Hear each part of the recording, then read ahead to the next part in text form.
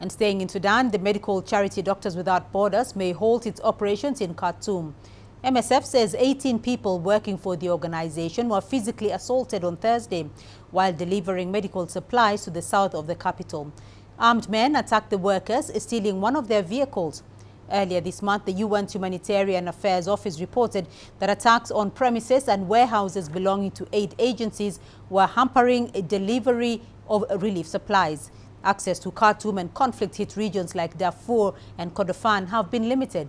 The UN says at least 11 aid workers have been killed and dozens injured since fighting broke out in mid-April.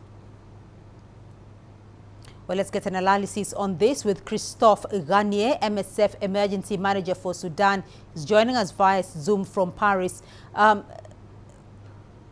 Christophe, the medical charity MSF says it may withdraw its services from Khartoum as violence increases. This comes as Humanitarian reports multiple harassment incidents and even deaths. What does all this mean for the future of aid efforts in Sudan and its people?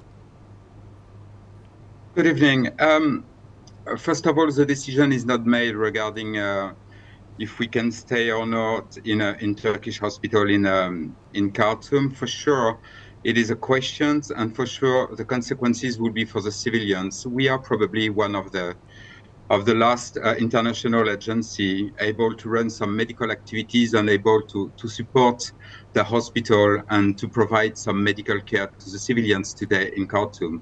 So if we are obliged to withdraw from Khartoum, which we do not hope, it would be, the consequences will be for the civilians and access to healthcare. So it will worsen the situation and will drive to a life much more difficult for the different civilians in the area.